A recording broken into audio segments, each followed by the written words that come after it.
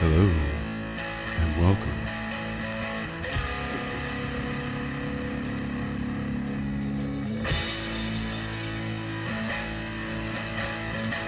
Jeff? James? Everyone? Hey, good to see you again. Good to see you, man. Good to be seen. Yeah. How was your weekend? It's good, man. It's good. Didn't really do much. This was a good weekend to relax and recharge. Got a lot of busy weekends coming up, so it's just good to have one where I can just mellow out, relax, and take a moment to breathe before life speeds up again. Well, that's good, man. You deserve a little time off. Well, thank you. I appreciate it. Let life slow down a little bit. Yeah. Literally, there's always 100 things that you could be doing, and if you don't stop and have a little patience with life, you'll watch your whole life pass you by before you realize it. A good friend of mine one time told me that the days are long, but the years are short.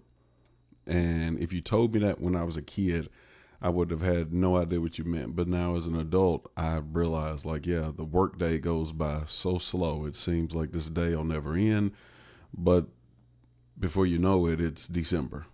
Yeah, that's what I was just thinking. Christmas is like the staple, right, of when another year has gone by. And when you have kids, especially, it feels like it's moving. Yeah, I know. Well, guys, welcome to another episode of Be On The Mats podcast, where myself and my buddy James here talk about jiu-jitsu philosophies and how they connect to real-life situations. But usually we kind of spend the first portion talking about jiu-jitsu, and then second half we usually connect the topic to life. And this week's topic is patience. Patience. Relating patience to, I was thinking a lot about my weekend and how this past yesterday, actually, we had a tournament. Yeah. And it was a Goji grappling series down in Murfreesboro, ran by Logan Nash, who, by the way, Logan Nash is a quality human being. I don't know if you guys, if you've ever had a chance to talk with him, but just a really good, genuine person. Oh, yeah. So we brought 20 students from our school. So it was a huge turnout. Everybody did great. Even the students that lost still, I feel like, performed really well. That's good. And I was thinking about patience in terms of parents when it comes to their children competing. And I think a lot of times... expectations as well. Yeah, because here's the thing about kids, right? It's rare you have a kid that's consistent about their effort in everything that they do. That's usually a skill that's developed over the years of growing, maturing. And I'll use my own as an example. It's like he had 6 matches yesterday, and only one he really put forth the 100% effort that a parent would want to see, And I think crying at the end of the match when you know they've put in 100% effort, I think that's okay. I mean, as long as they're not like losing it and just uncontrollable with their emotions. Yeah, like but frustration, a frustration, disappointment. I really don't think you need to discipline that. I think you need to discipline when they just don't try at all, or if they give up, or if they melt down because they start yelling like he cheated or I lost and he's stronger. Those things, the things that kind of negative self-talk of themselves. Those things I would say, hey, correct that behavior. Now that starts with the parent. So like if the parent is saying things like that, I mean, of course the kids are going to like hear that, latch on to it. Yeah. They're going to use those excuses. But mostly in terms of like winning and losing, and how in this sport, there's kids who come out swinging and they win, and that's how they roll. Like they might lose matches every now and then, but they're naturals, right? And that's not the case for every kid. Some kids love competing, but they are not naturals, and they will lose 100 times before they get a win. Yep.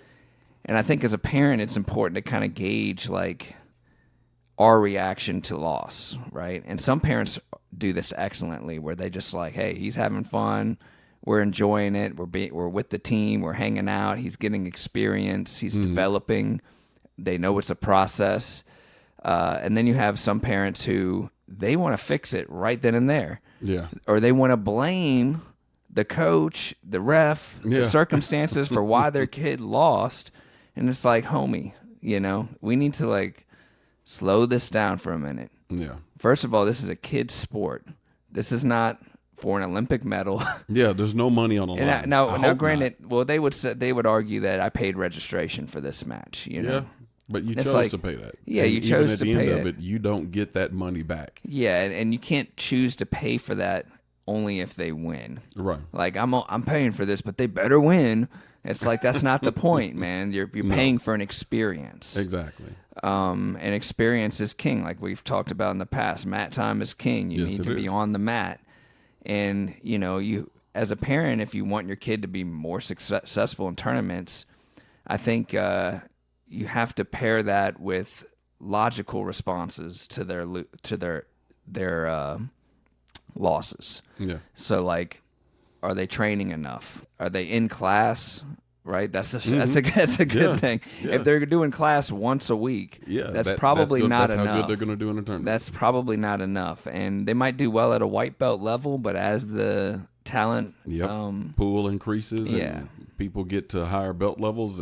So does the difficulty level increase. and the other thing I was thinking was like, you can't put pressure on your kids, No.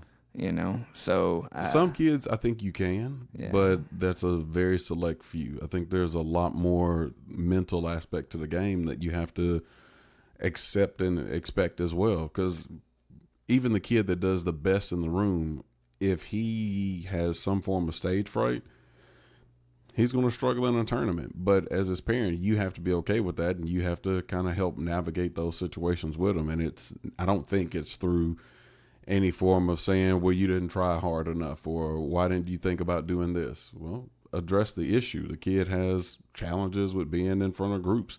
He may not be a type of person who wants to do a public speech either. So you got to work with him on those things and understand he's got to have time to develop and grow.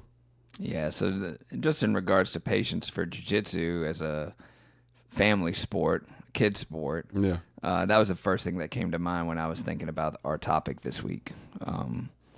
But obviously in jiu-jitsu, it takes patience in general just to grow. If we're talking about an adult, and they're getting started, nobody's going to have 4 years of abilities in 4 weeks, Right. And right? if Or you even do- 4 months. Yeah. And if you do, it won't last. If you, Yeah. if you are that good, you are in the wrong room. Or you got, exactly. Look You are at your learning from opponents. someone who is not a black belt or not even probably a practitioner if you're beating everybody in the room. Yeah, I think people sometimes miss out on the big scope of who they should be grading their abilities on. Mm-hmm. Like, are you grading your abilities based on these moms or like teenagers or elderly people that you're rolling in the room? Yeah. Or are you grading it based on your age group, your weight class, and your experience? Yeah. I mean, if you were to go against a mirror image of yourself, what would that match look like, pretty much? Would you fail against yourself, or would you come out on top? I mean, there are going to be other people out there who have more experience, but not to the extent that they're ready for the next belt, but more experience just for the simple fact, like you said, they put in more mat time at the same belt level, at the same weight, and at the same age bracket. Those matches are going to be tough for most anybody. But when I think in terms of patience, I think more in terms of not only being patient with your development, but with yourself as far as how you grow in the sport. Because while you might try this exact same thing multiple times and you don't get it, and you decide, well, I'm just never going to do this because it's just not going to work for me, I would say maybe give yourself a little patience and realize it does take a lot more effort, a lot more time to overcome that scenario so that you can be good at it. Yeah, and you have to start learning what your goals are in the sport. Like Yeah. if your goal is to rank up as fast as possible, then you need to compete. Yeah. That's the best way to see where you belong. It's not going to be really in the school, in the room, because you're, again, like we said, you're not always going to have the correct training partners to gauge that. Right. So when you compete, that's really the quickest way to see where you belong. And then the other thing is, if you don't want to compete, then you have to allow time to take course, and see what other goals you might have.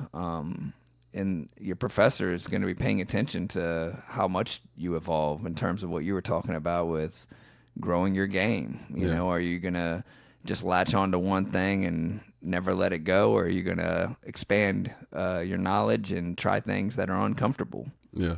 So, I mean, you got to be willing to step out of your comfort zone, but knowing what your plan is long term, I think that's a big part of being able to operate from a place of patience. Because if it is that I want to be a black belt in 6 years, okay, well, do I know what it takes to be a black belt in 6 years? Do I have the patience to put away everything else in order to dedicate myself to that? Or the other side of it, do I want to be a teacher? And if that is what I want to do I have the patience to learn and study everything that there is to know jiu-jitsu related so I can build that? But if it's that, hey, I just want to be a black belt at some point just so I can say that I was able to be a black belt at some point, then yeah, I mean, you have to understand that's going to be the long game, and that's the one that really requires a lot of patience, because that trip can be 15, 16, maybe 20 years, depending on how much effort you really put in. yeah, well, mat time, right? Yeah. But if it's that person that's just wanting to hang out just to get one, yeah, it may take you 16 years of mat time because you probably don't train nearly enough. It's easier to be patient when you know what your intentions are, what your goals are. Yeah. Patience a lot of times to me also means control. So like when we're talking about sparring, controlling a position and being patient in a position is what presents opportunity versus being in a rush, right? Yeah. Closed guard is a great example of like a bottom position where you can really slow the match down. And so when you lock somebody with your legs, I mean, that's probably, we talk about side control, bottom side control, trying to be patient. I would say being in closed guard is almost equally as detrimental to a lot of guys, because really the only way in a competitive match to break the closed guard is to stand up. Yeah. And when you stand up, that's when all chaos starts. Yeah. that's when it starts to. That's it, man. And being patient is important in that whole battle, because when you stand and you know that things are about to happen, you're either going to force this guard open, they're going to start wilding out, switching to a different guard. So you have to be prepared to have balance. Like your guard passing isn't always going to be instantaneous. You have to control the situation, and then you dominate the position. That takes patience. You're right. And I think most times when you're going for a submission, it's the same scenario. You think if I finally pass somebody's guard and I get to a place where I can submit, if I rush through it, then yeah, I can lose that opportunity to do the submission, but I could also lose that position as well. So again, it requires you to be patient in those positions and hold on to what you have and look for the right opportunity, timing, to get what you're looking for. Because again, if I rush or I go because I think I can get it really quickly, everything that I'm looking for is going to end up eventually going out the window. And everything we talk about goes on the flip side as well. So like when you're on the defensive or when you're trying to escape, the very first thing before even escape happens is you have to be patient enough to just not get submitted. Yeah. Like make sure that they're not feeding that collar. Make sure you're aware of where their arms are and what they have isolated, and or not allowing them to isolate things where you could be in trouble. So survive first, then escape.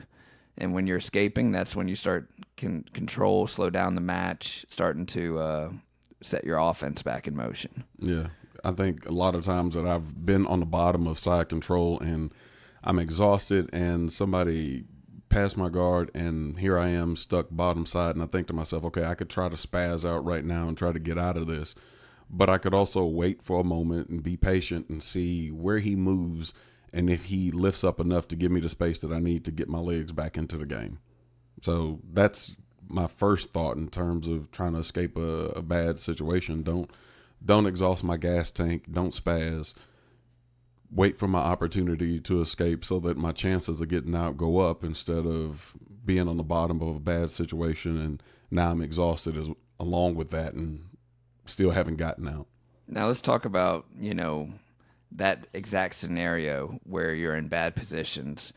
You're in them all the time when you're first getting started. But let's say we have some upper belts who are listening and they don't ever really put themselves in bad positions.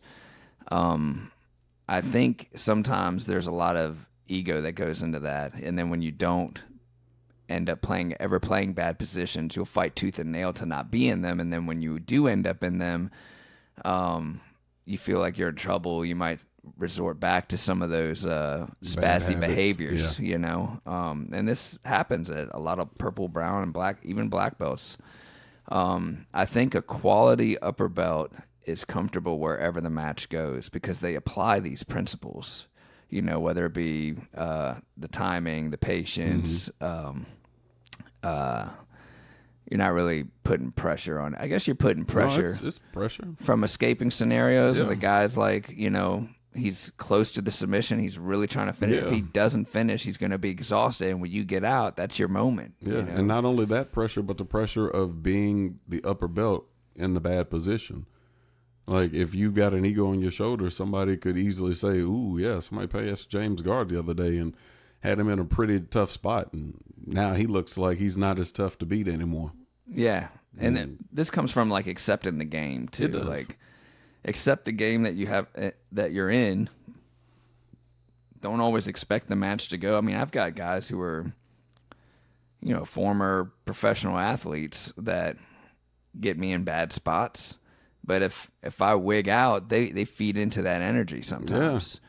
So, like, what is the energy that I'm delivering on trying to escape or get out? Because they're going to be just as eager in those moments. Yeah. And so what I do is I'm just chill, man. I'm just like, hey, I'm a black belt. I should be comfortable being here. This guy's a blue belt. He's probably going to mess up. He's probably going to get overexcited. I just need to wait for my opportunity versus I shouldn't be here.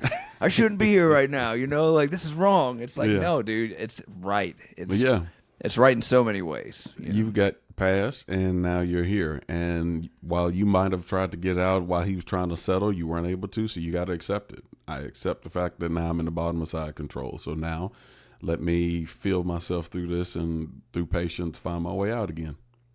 It's good for you. I think plus you have to look at the sport. The big picture of the sport is that when you're in bad positions, you're still playing the game. Sometimes things get stale when you're just like always in your comfort zone, always playing your A game. Maybe you're exploring other things, but when you're in a competitive match or you got somebody who like you just don't want them to ever pass, it's like, oh yeah, try new things, man. It's okay. You have to learn how to be patient in the bad spots too. So yeah, I mean, growth comes in all of those positions. What was it? Was it last Monday you had us warm up from bottom side control? Right. I thought that was great because starting out in that position, you kind of, everybody in the room should get a sense like I am designed to win here for being the top person. Like, it's me losing should not even be a factor here. But whenever the person on bottom is there, they kind of get the mental edge because it's like, hey, if I get out of this, like, I leveled up some. I didn't gain anything because from a tournament standpoint or sparring standpoint, you don't score any points for getting out of the bottom of a bad position, but it should help somewhat your confidence, if anything, because you see like, okay, I see these moments and these opportunities to escape, and getting out from under somebody that's got some good size on them. I always say that's a challenge in itself. Yeah, I think there's some moments too where like patience works against you in jiu-jitsu. So like sometimes you need to speed up. It's all scenario based. So like if you're in a situation where like you need to score a guard pass to win the match, like you might need to step it up, work overtime a little bit, or like just speed up the process because the circumstances require you to in order to win. Yeah. And then also, and all of the scenarios we've talked about, like, if the time is crunching down and you're waiting too long to make something happen, then that's the wrong move. What is it? Paralysis through analysis. Yeah. Don't sit in your thoughts thinking like I'm waiting for the perfect moment to do something, and then you miss the moment altogether because you didn't do anything at all. And this is where a coach really comes in handy, because a coach or anybody who's supporting you in your competition endeavors can like let you know what the time is, Yeah. let you know what the scoreboard is, because you need to be aware of those things in the match. Yeah, it's good to.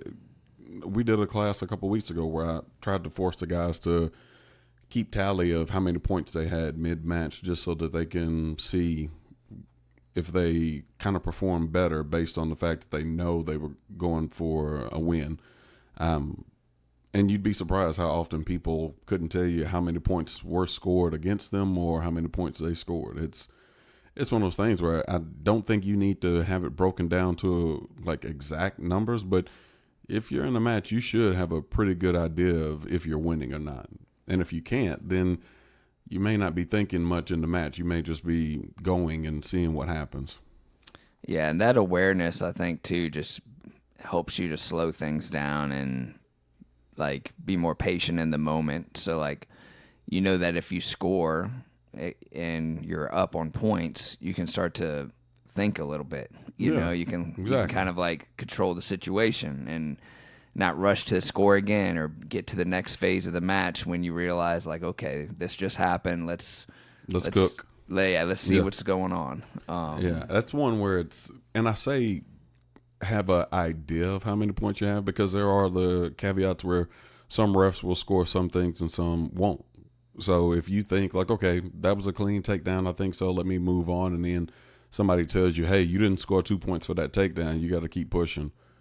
Okay, that's good to know, because like I said, if you felt pretty confident that you scored your points and you find that you didn't, well, yeah, that's one of those things that, again, a coach is there for you, because I've seen things where refs will not score a point for someone who looked like they had something that would be considered a takedown. Yeah, when I think of patience in jiu-jitsu, I also think, James, of like starting a jiu-jitsu school, and like when you're starting to acquire students, and how many students come and go, and how sometimes there's nobody that shows up to class even though you've got 40 students maybe signed up. You're just getting started trying to start a school, and then who your core people end up being, right? Because you have to develop those relationships, and that takes patience. It does. And consistency, because like you have to be the same person that makes them want to come to class. Yeah. Right. And with the kids program, you know, you have to you got to learn takes a how lot to of patience. It's different teaching kids than it is adults. So you have to in terms of like making it fun, you know, like adults are there for different reasons. Usually kids are usually either there because their parents are making them, or they want to do it, but they don't realize yet that it's going to be hard work. So how do you trick kids into realizing they're working hard but having fun at the same time? But also trick them into thinking that losing isn't a bad thing in this room. Yeah. And then also when I'm doing spotlight matches with the kids, or if I'm putting them on the spot in front of everybody, I don't really raise their hand. You know, I just have them come out, they do the thing, and they'll go, good job, guys, and I just send them on their way. Shake hands, go sit down. But finding your core group of adults takes time. I think when I first started, I went through, I think you guys now are like third generation. What's tough as somebody who's trying to build a school is like you're learning how to be a leader. And maybe you've been a leader in other aspects of your life, but leading in a jiu-jitsu school is kind of a different thing. Yeah, I mean, it's a little bit more... A little more visceral. Yeah. A little more aggressive. Yeah. Like you're fighting for fun. Yeah. So you kind of are expected to perform a certain way.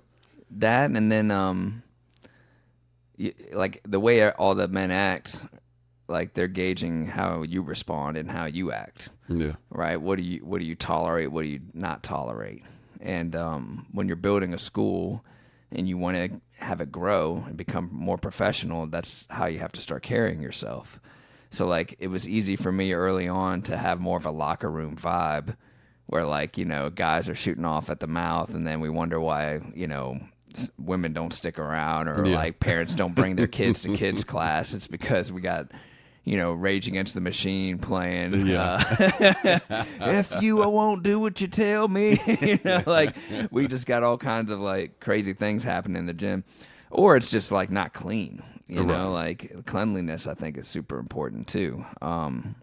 So these are all things that, if you're consistent in those, in monitoring that kind of stuff, and you're patient, it'll start to pay you back. Yeah, I think if You'll find the right people. Right. And I think when you find those individuals, you got to invest in them much the way you did with us. It became a kind of a symbiotic relationship, how we would get to a point where we were like, hey, team, I'm going to have to close down the gym today because apparently the power is out in the garage. So we'll pick class up tomorrow. And you get a response from everybody in the chat that says, BS, we're coming.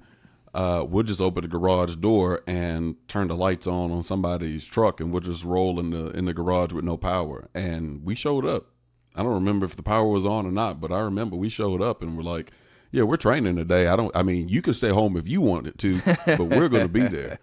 So, I mean, you put into it, and then the guys that you build will put back into you. Yeah, it's That's a true story, by the way, for y'all. Yeah. We actually did that. It's a process, man. Somehow, like patience and loyalty, I think, coincide too. Meaning, like, let's say you're organizing special training for this person. Let's say that you're traveling and taking care of your own expenses to go coach this person. And let's say you just have put in time consistently on the phone with them, in person, traveling, but they're not getting the results that they want yet. Yeah. Right? Well, instead of taking ownership, sometimes it's easy to start to place blame on outer things, right? Yeah. And usually the first person that takes blame is the coach. Right. And now I'm not saying that every coach is great, because they certainly are not, Oh, of course. I think it just depends on the two people, right? Sometimes the relationship just doesn't really work, and that's okay. Sometimes it's a person being impatient with the process, right? And not trusting, that you guys are both working towards the same goal. Right. Right. So I think sometimes when that patience isn't there, people will start thinking, well, maybe I can get better coaching from somewhere else, Yeah, and I've seen that happen a lot, and I think to myself, if me personally, and like we always say, we can only speak from our own experience. I've never blamed any loss that I had on somebody else. I always blamed it on myself, because either I didn't prepare hard enough, or I got injured and decided I wanted to compete anyway, or I just didn't bring my best to the mat at that time. So it's not a matter of it's somebody else's fault. I'll never forget. It was my second match at Grappling Games when I got my blue belt. Lost my second match. That was the first time I ever lost in a tournament. And I'll never forget, Tim Grohl. Soon as the match started, locks up. He shoots straight into a De La Riva sweep, and I wasn't prepared. Like, I didn't even see it coming. All I know is he ducked down to pull guard before I could get in position well. Next thing I know, my feet are in the air, and I'm on my back, and I'm in the bottom of Neon Belly. And I'm like, wow, how did I get here this quick, this fast? And I didn't look back at that match and think to myself, like, dadgummit, Jeff, why didn't you prepare me for something like this? No, my first thought was, oh my God, this is so embarrassing.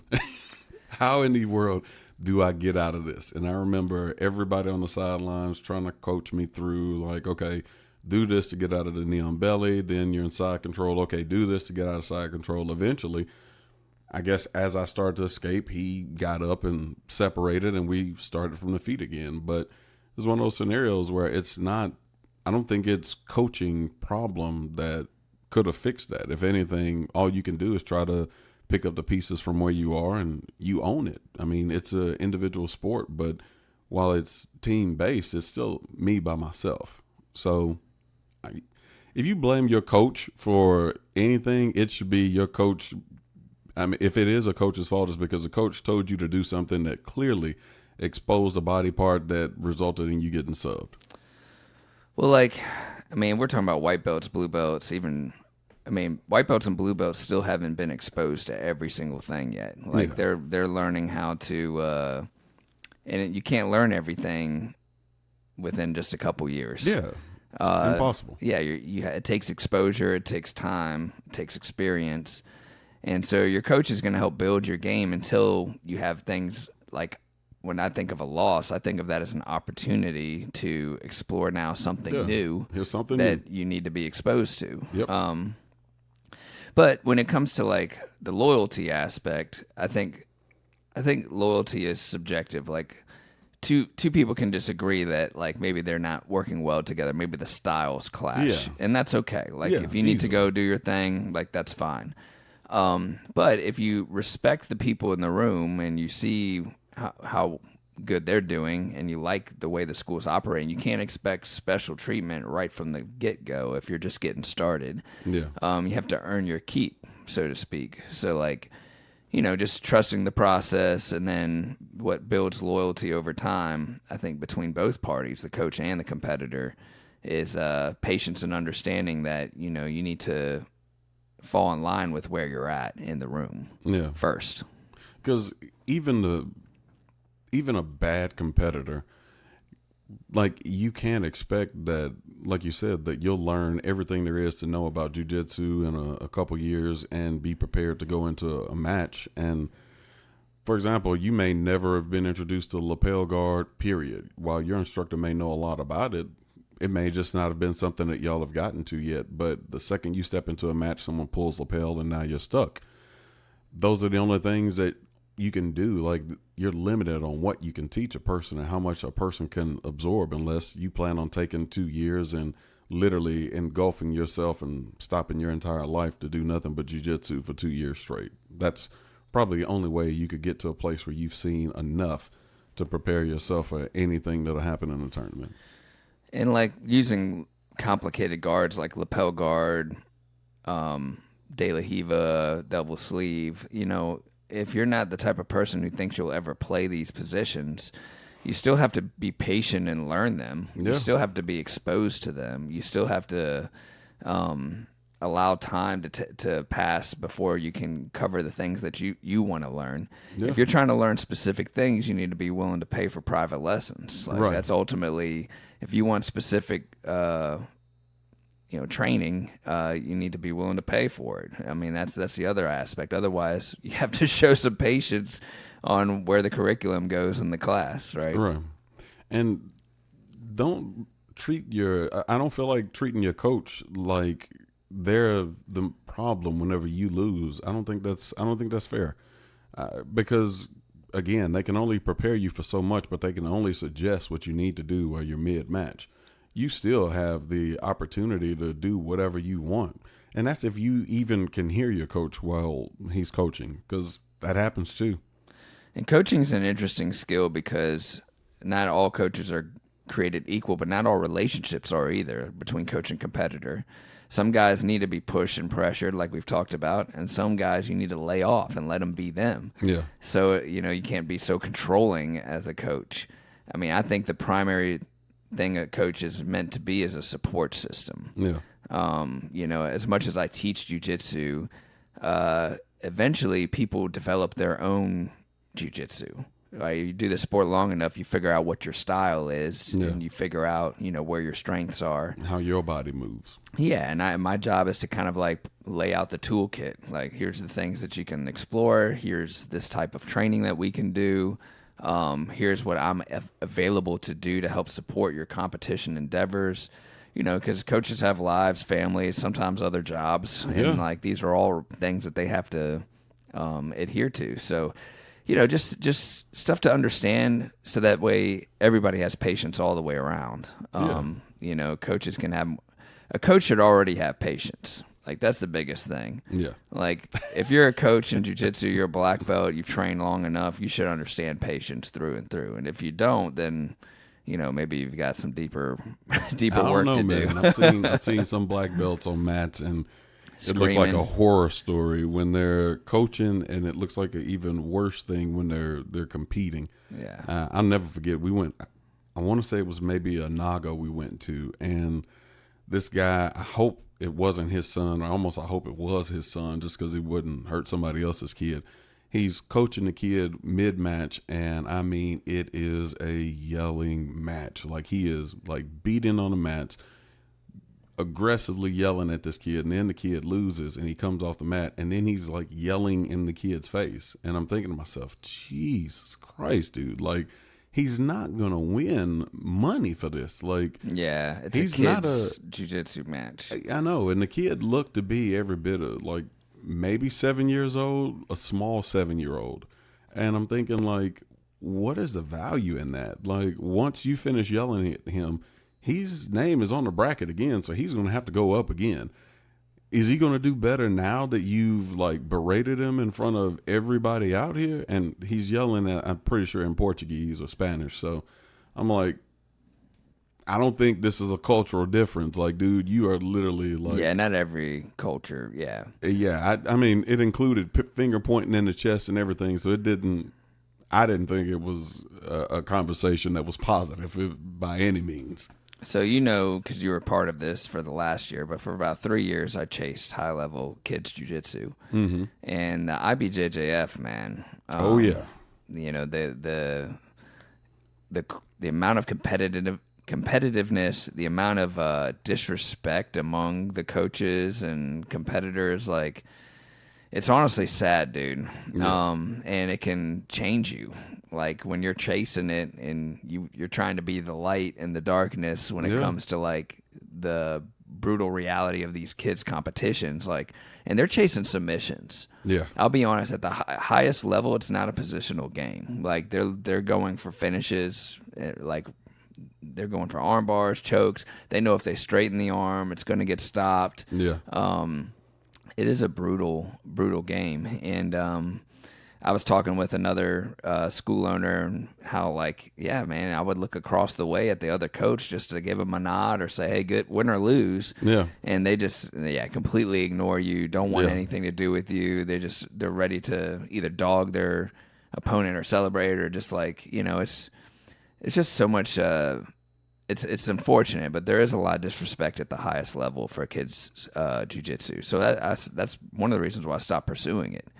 I think it's that way with, well, not to say jiu-jitsu is special in that way, but I think it's become more of that. And I see a lot of it when it comes to like wrestling and baseball. Like, people that coach kids baseball, they're pretty aggressive, and the same for wrestling. Like, you've seen the videos where kids are mid-match and someone runs off the sideline and tackles the other kid or tackles another coach or something just because their kid lost or didn't perform as well or something. It just, I don't know.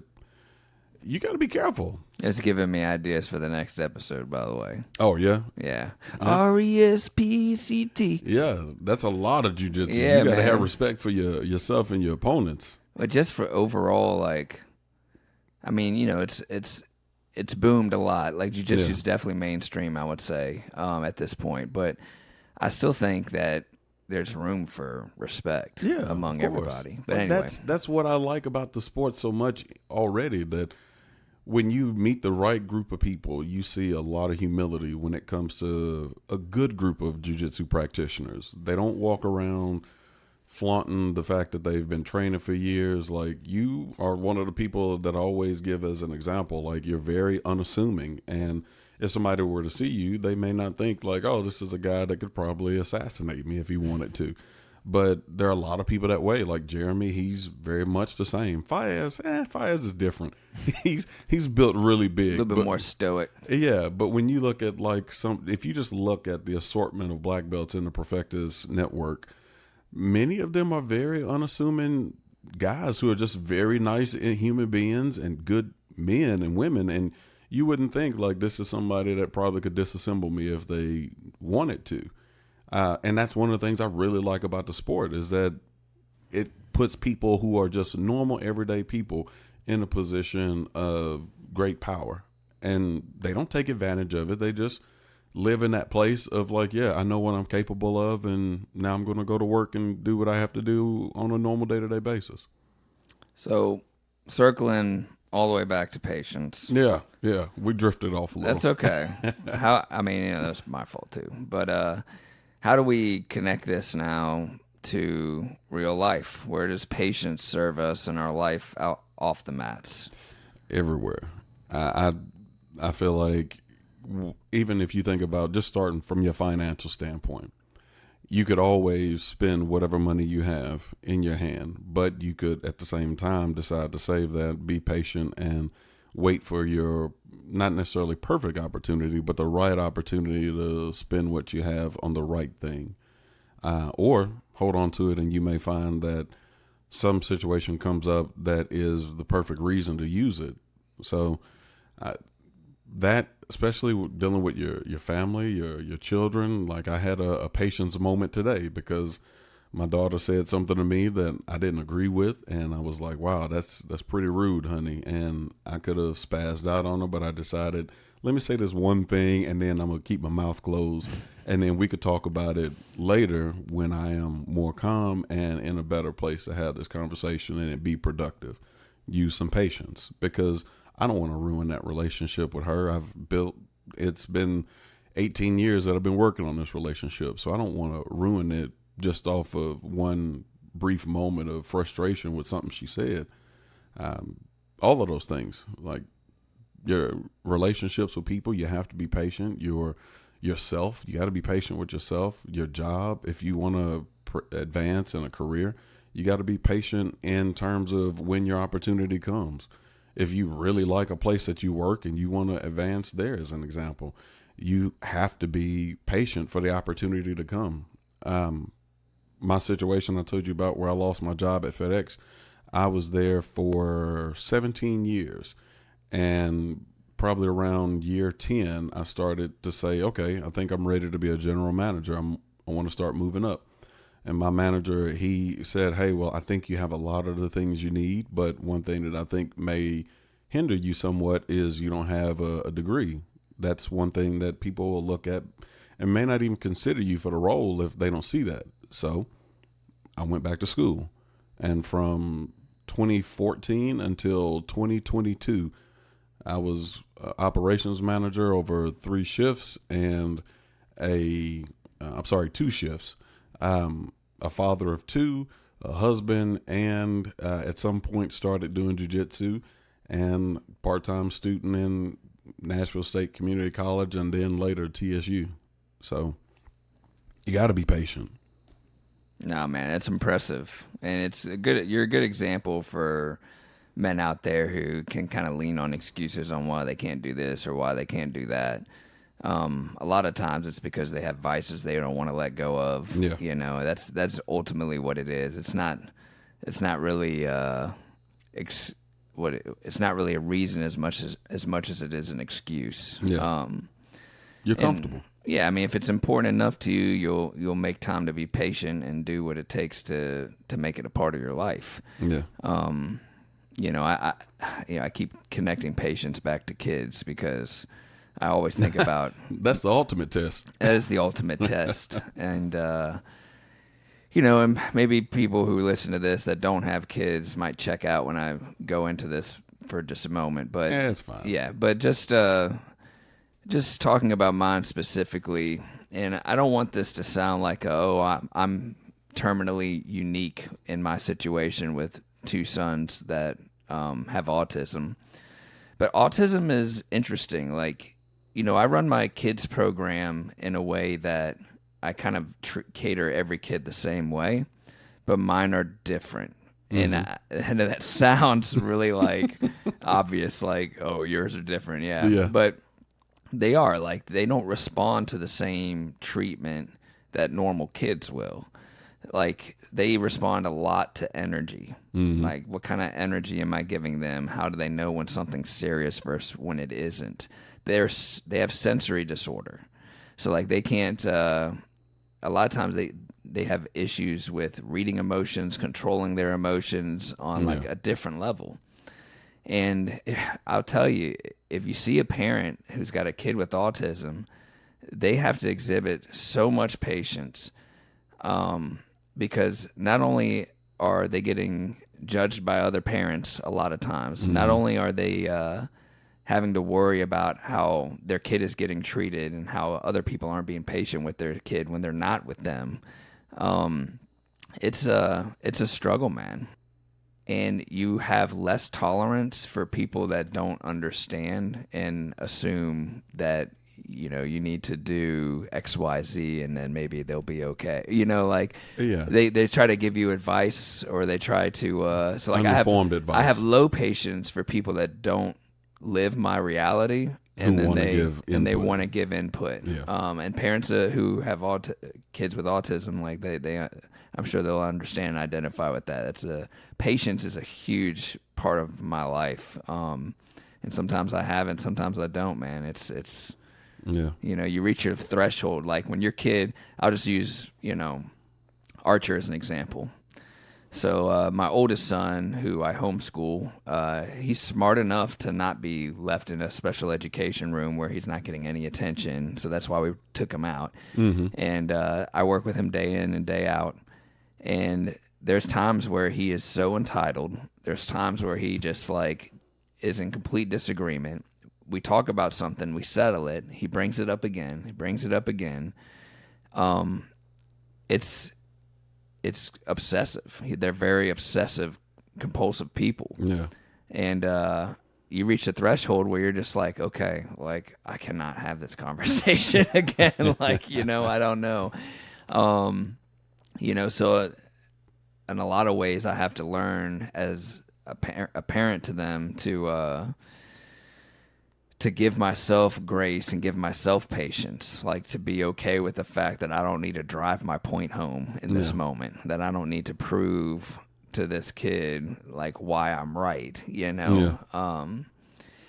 So it's just things that I was thinking about in terms of patience. That is just like when it comes to parenting, and at least in my life and my situation, it plays a huge part.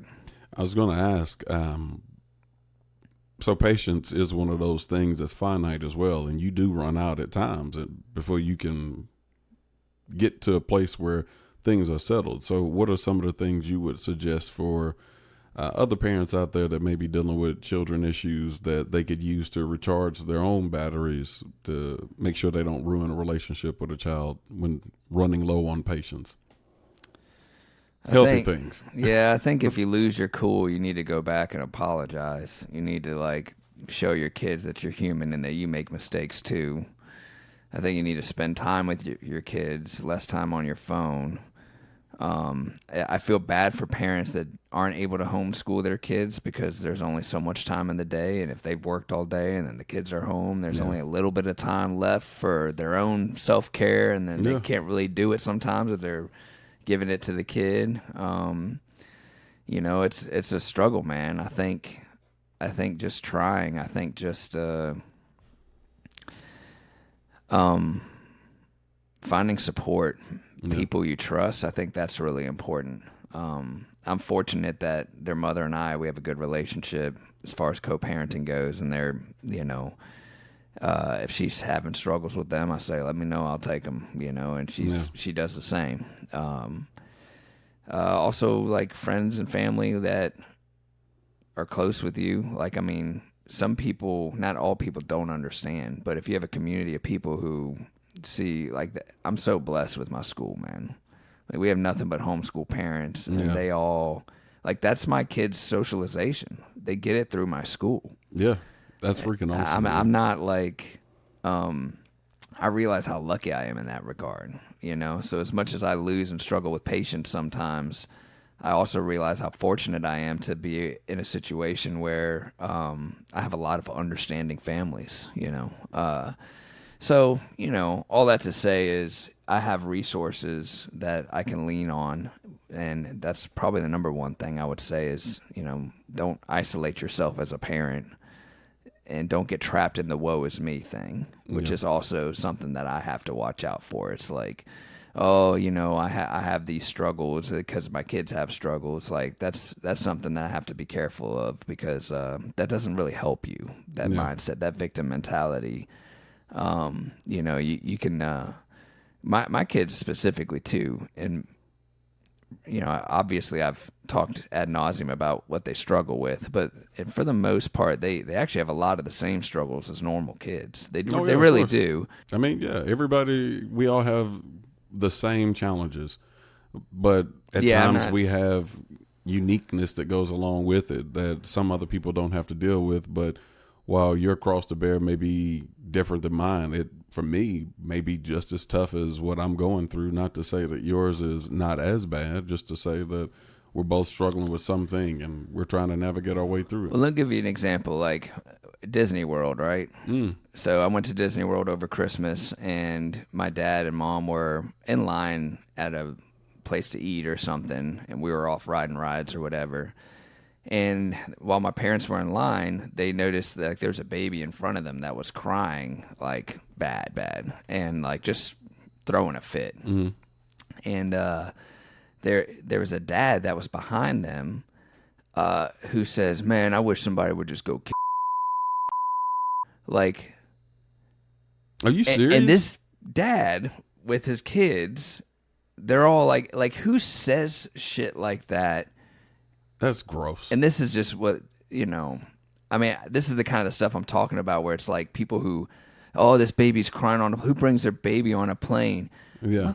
People got to get to places, Yeah, man. yeah. Life is short, and sometimes they don't have a choice, bro. Right. Like how else? Well, and I mean, that's still on You're- topic you're- because you're talking about patience for your fellow man. You don't. If you don't have that level of responsibility in your life, it's hard for you to understand. But you're so disconnected. It's sad to me. It's entitlement. It is entitlement that would allow somebody to say something like that because out of curiosity, had that actually happened, I wonder would he be at peace in that moment or would he be dealing with the trauma that his children and his wife just had by watching this happen? But my dad was disgusted, and he was like, all he could do not to say something. I'd be like, Dad, you're a better man than me, because I'm pretty sure I would have gotten kicked out of the park that day. I don't think I would have got kicked out, but he definitely would have known how I felt about it. Especially if it was my own kid or something, Oh, yeah. I mean, these people were not that far apart from one another. Well, so you think it's like, about what if it was the child was there with her mom or his mom, and they were there by themselves. So imagine how this mother feels already stressed at the fact that she can't get her child to calm, and now somebody says something disgusting like that. So now she's thinking like, oh my God, now I'm ruining everybody else's experience because I can't get my child to soothe. That's awful. It's just sad, man. But It is. Have patience for your fellow man. We are all fighting and dealing with something. Yeah. Like literally, I in the past I used to get upset when I saw people, and not saying that this is the same by comparison by no means, but I often would get frustrated when somebody would cut me off while I'm driving or swerve into my lane or just speed around me or anything like that. And as I've gotten older, I've come to the realization that, you know what, it could be that person is rushing to somebody that they got to save their life. Because that was me one day. Like I literally had to do that one day, and probably leaving from Mount Juliet at my parents' house, going to my wife's business to get medicine for our son because he was having anaphylactic shock. He was literally about to die, and she had medicine at her job that if we got it and got back in time, she could save his life. And it all happened because we were eating at Olive Garden, and while he didn't eat anything that he's allergic to, the food was cross-contaminated. So here we are trying to make a 10-mile drive to go back and forth to get the supplies he needed. I'm driving every bit of 120 miles an hour in neighborhoods to try to get to what we needed. Yeah. So I'm sure people were thinking like, look at this crazy fool driving. But that's why I'm more patient with others when I see them drive like that, because I think, well, it could be that they're in the same situation that I was in. It's wild, man. You really just don't know what people are dealing with. You don't. And so I think it's just important to kind of take a step back sometimes, because we all get annoyed. It's human nature to get annoyed with things, to get frustrated with things. But how much you feed that is on you. Yeah. How much you allow yourself to just like become drunk off of those emotions. And, but yeah, that a lot of that stuff, man, when I think about patience, Some real shit, dude. Yeah. Well, your dad, he showed a great deal of patience by not choking that dude out. Because Yeah. your dad used to be a bodybuilder and a police officer, and I'm sure he could have hurt And a that Marine, man. yeah. Yeah, and a Marine. So I'm pretty sure that even at his age, he could have took care of that individual. Yeah. But I'm glad he showed patience in that moment. I don't think I would have been as patient. I just probably would have said something and hoped that he didn't respond afterwards, because then it might have turned into something else. But there are a lot of people out there who are patient, and there's a Yeah. lot of people out there, like I've said before, like I'm super blessed because the community at my gym, I don't really struggle with that. I have some guys who are, every school is going to have some people that need a little bit more help Yeah. than others to kind of understand what the culture's about and, what we try to do for one another. For the most part, man, it's that's the biggest thing. Is find a community, and for some people it's church, for some people it's a 12-step program, for some people it's jujitsu. So Yeah, or fishing, or whatever it may be, whatever your thing is. For us, it's jujitsu. That's where I temper my patience still.